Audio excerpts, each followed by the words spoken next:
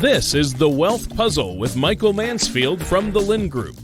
When a part of your financial strategy is out of tune, your long-term goals, your retirement savings, and your legacy can all suffer. With many years of experience in the financial industry, Michael provides his clients and prospects with the information they need regarding Social Security, retirement income planning, wealth management, and much more.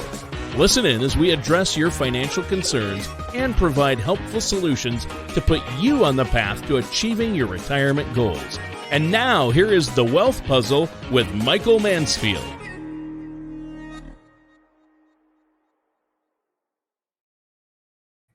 Hey everybody, thanks for tuning in. This is Mike Mansfield with the Lynn Group.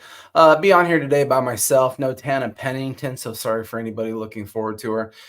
Just kind of wanted to jump in today. Obviously over the weekend, something big happened. By the way, happy Columbus Day. I know we don't celebrate that anymore because it's offensive, but then again, the founding of the United States, the finding of it, the greatest country on earth with the most amount of freedoms, doesn't seem like the worst thing on earth to me. But in any case, hey, look, something big happened over the weekend, right? You know, we had Hamas full-blown war attack on Israel. Very wild, very upsetting, very tragic, a lot of pain, a lot of death, a lot of horrific images coming out of that. I get up early and, I get up early to, number one, prepare my day to get ready for meetings and clients and the things that are going to go on, also to check in on the news and the stock market in the world. And I also get up early because it's important to me because I have a family and 4 daughters that I don't have to work till, 9 or 10 o'clock at night. So it's a lot easier to get up at 3 or 4 in the morning, get my work done when things are quiet. So that way I can go spend time with my children and family. But I got up early and I came across a message that I got yesterday, and the message was extremely pointed. There was no hello to it. It was, due to this thing in Israel, what's going to happen to my account with the stock market? And honestly, everybody, I was taken back by that. Maybe perhaps even a little disappointed. Look, we're humans. We live on Earth. Things are uncertain, but we're in the human experience. And I believe that that's a divine thing why we're here. And so to think about instantly the shallowness of, oh my goodness, what's going to happen to the stock market because hundreds, if not thousands of people just died and we have significant turmoil in this world, was a little off-putting to me. So I apologize if I'm coming off a little pointed at the moment, but I was rather disappointed by that because yes, I get it. I know that all of you want success. You want your finances to go well, but we also have to be a little bit selfless as human beings on planet Earth. We have to realize that there are things that are bigger than us that go on, and we need to be aware of that. To that point, though, it is an interesting phenomenon that if you want to be shallow about this and talk about the stock market, what is the reality? The reality of the stock market doesn't care. Now, hear me out a photo. There's what happened over the weekend. And here's what some of you care about. Now, I get it. I care about all of these things. I care about your well-being. I care about your financial health. I care about you not running out of money, all of those many things.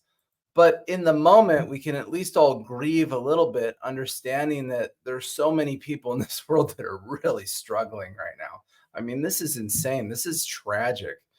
But from a stock market standpoint, guess what? Stock market doesn't care. And I would challenge you on why that would be. Let's think about it. So you turned on the news, you were very upset this weekend for 10 seconds, and then you got in your car and you drove over to Costco. You were upset for 10 seconds, and then you got in your car and you went to Walmart and Lowe's, and you went and got lunch at Taco Bell. See, the problem is the world moves on. And even though things can be sad and tragic and overwhelming, even like the Ukraine war and so many other things going on, the reality is the stock market, unless it can quantify why earnings of large U.S. companies are going to go down, why the consumer in the United States will stop spending money and all of those things, then the reality is here's what we have. We have the Dow not even down 100 points today. Pretty, we'll say, aclimactic at this point. But it's interesting. We have to kind of think about this stuff bigger picture. For the last 2 years, we've had a very tumultuous stock market, right? it has been unpleasant at best. In fact, it's been going on now for a little over 2 years. The stock market really started getting pouty. Well, I guess it's 2 years on the money. November of 21 is really when things started to crack in the system of sorts. But as we look at those cracks, let's go back in time.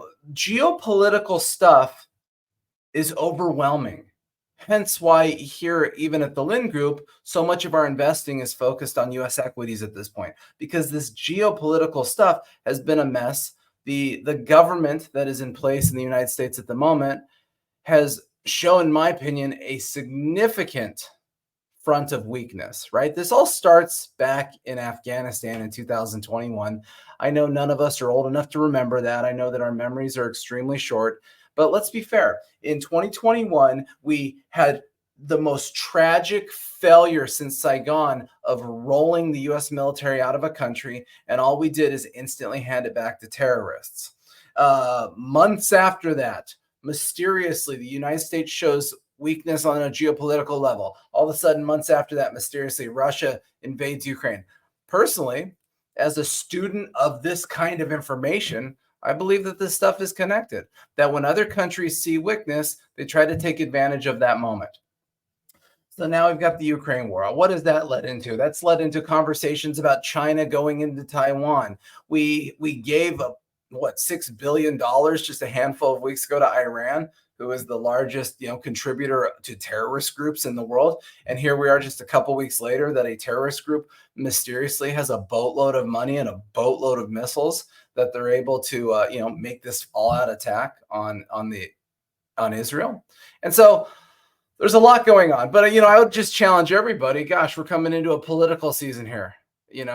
I said before that everybody wants to hold presidential campaigns as a beauty contest. You need to hold this as a common sense contest at this point. This stuff is insane. It's insane at this point. It has gotten completely out of control. Everything is off the rails. The border crisis is off the rails. Our debt crisis and our spending are out of control. I made a video not too long ago where we were talking about how the United States has collected $5 trillion, the most ever tax revenue ever. And we still spend way more than that. We have a huge spending problem in the United States. We have a lot to figure out. But to that point, if it makes you all feel better, at least the stock market isn't very upset about another little war going on in the world, because once again, how does that impact you buying all your Christmas decorations and Halloween decorations at Lowe's and Home Depot? So anyways, this was a little abrupt. I realized that it was a little blunt. Hopefully you feel my emotion and my concern. I would argue that all of us need to pray. We should pray for the world and pray for the people that are suffering and pray for the people that are less fortunate than us. I would encourage all of you to figure out how to be a little more selfless instead of selfish. It's easy when we only focus on ourselves that our little problems seem very big. But when we focus on other people, they're not as big anymore. We have a better perspective of that. So, go do something for somebody who has less than you. Go do something for someone who is less fortunate and could use a handout, because trust me, this world is full of them. So anyways, geez Louise, maybe some of you will be mad at me today, and that's okay. My job here is to help guide things, to have conviction, to have concern. And like I said, I'm concerned about all of my clients. I'm concerned about their financial well-being, their personal well-being. I pray for all of you. I'm aware of all of you. And if anybody has any questions or concerns or complaints, or would certainly like to steer the topics of the week, please give the office a call, 805-500-7035. I'd be more than happy to speak to you about this stuff. I hope everyone has a safe week.